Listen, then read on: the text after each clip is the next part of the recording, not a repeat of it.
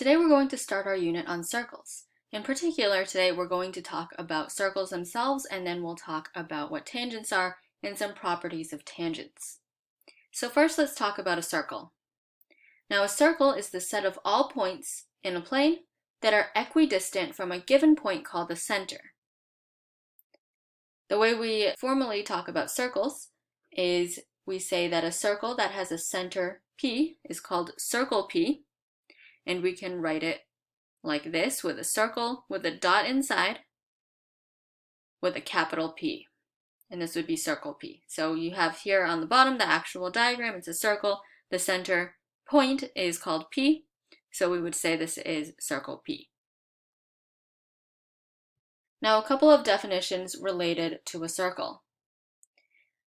First, a segment whose endpoints are the center and any point on the circle is what we call the radius. A chord is a segment whose endpoints are on the circle, and a diameter is a chord that contains the center of the circle. Here's a picture so you can see what's going on. So first, the radius, the one in red, that is the segment whose endpoints are at the center and at a point on the circle. That's the radius. A chord is a segment whose endpoints are on a circle, so that green line there, that line segment there, the endpoints are both on the circle, so we call that a chord. And then a diameter is a chord, so the endpoints are on the circle, but it also contains the center of the circle, and you can see that on the blue line there. All right, next we have a secant, which is a line that intersects the circle in 2 points. Notice how in this case we're not talking about a line segment, we're talking about a line. And then a tangent is a line in the plane of a circle that intersects the circle at exactly 1 point. Now that point we call the point of tangency. Now there may also be what we call a tangent ray or a tangent segment. So if you just say tangent, it's going to be a line, but you could also have a tangent ray, so a ray that only intersects a circle at 1 point, or a tangent segment, a line segment that intersects a circle at exactly 1 point. Now here's a diagram so that we can see what we're talking about here. So that green line up at the top, that is a secant. That is a line that intersects a circle in 2 points. And then we see on the bottom there, we have a tangent line. You notice how this intersects the circle exactly at 1 point, at point B. And we call that point B the point of tangency. Take a look at example 1. Tell whether the line, ray, or segment is best described as a radius, chord, diameter, secant, or tangent of circle C. Let's start with AC. So we see we have line segment AC, and the endpoints of AC are at the center of the circle and on the circle. In this case, we would say this is a radius. So AC is a radius since C is the center and A is a point on the circle. Next we have AB. AB, we can see the endpoints are both on the circle and it contains the center C. So we would say that AB is a diameter. Next, we're asked about ray DE. You can see that on the right here. And we see here that ray DE looks like it only intersects the circle at 1 point, at point B. So we would say this is a tangent, but because this is a ray, DE, we would say this is a tangent ray. The last one, we have line AE, and we see that line AE intersects the circle in 2 places, and it goes through the circle, and so we would call this a secant. All right, take a look at example 2. Think of radius and diameters as lengths. Use the diagram to find the given lengths. So let's start with the radius of circle A. Well, the radius would be starting from the center of the circle to any point on the circle, and if we count that out on our graph here, it looks like it is 3 units. Now the diameter of circle A has to be a line segment that has endpoints on circle A and also goes through A. So if we count that in any direction, we get that the diameter is 6 units. Next we have the radius of circle B.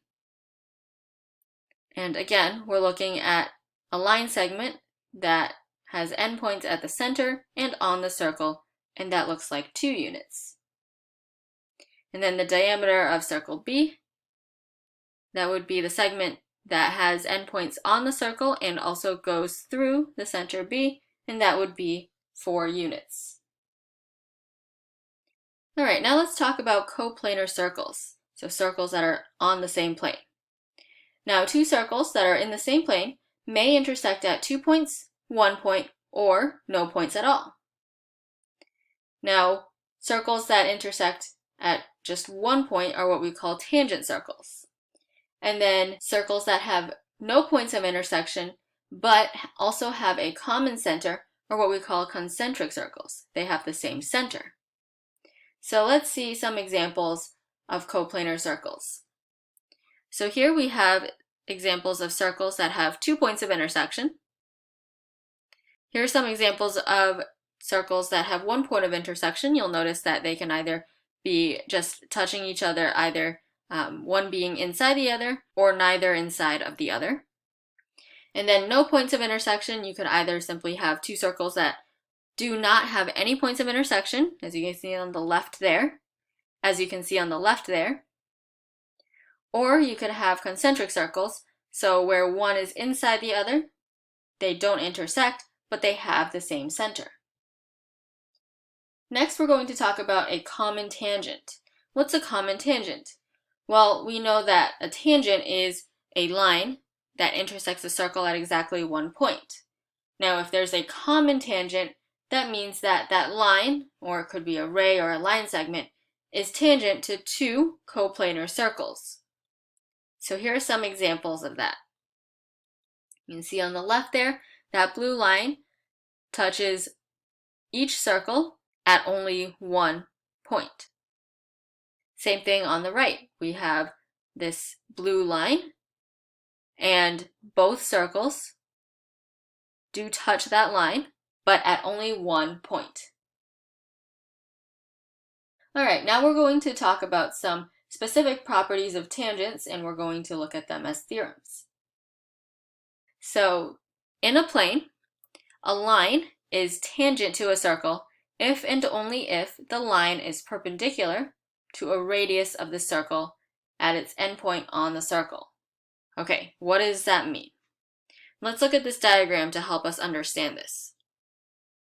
So we would say that this line is tangent to this circle if and only if the line, this line M, is perpendicular to a radius of the circle, so that's that red line that's drawn there, at its endpoint on the circle.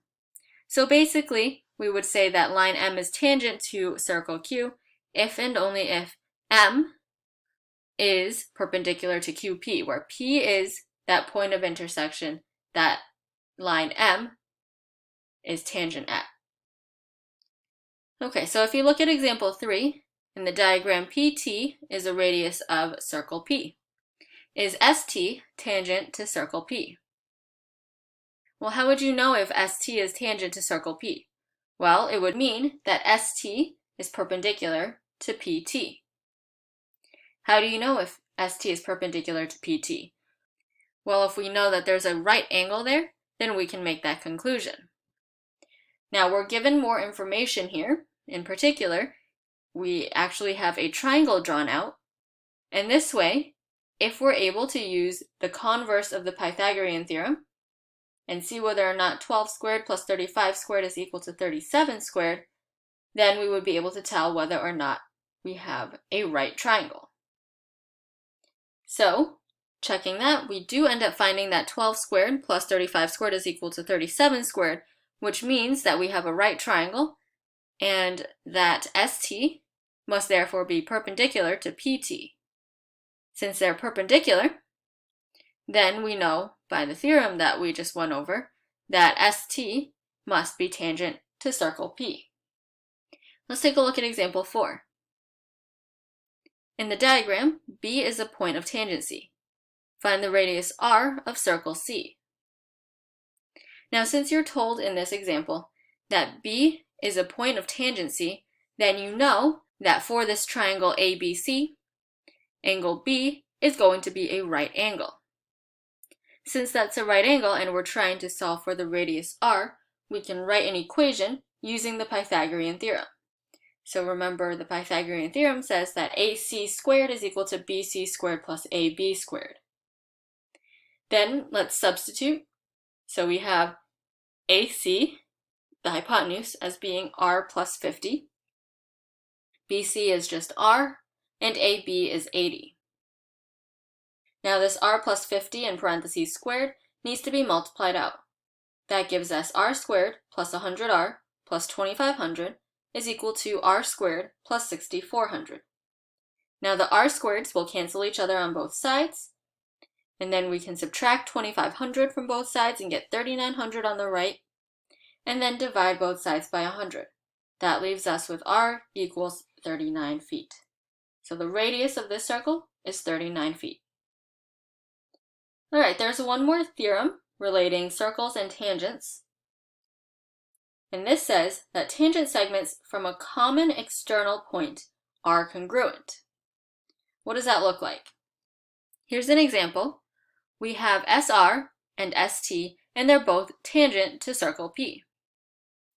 If we know that's the case, then we know that SR is congruent to ST.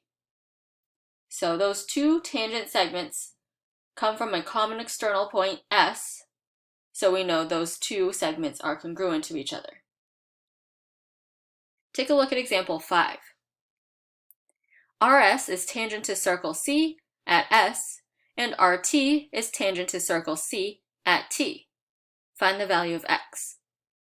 Now, since you're told that RS is tangent to C at point S, and RT is tangent to C at T, and they both come from a common external point, R, then you know that RS has to be equal to RT.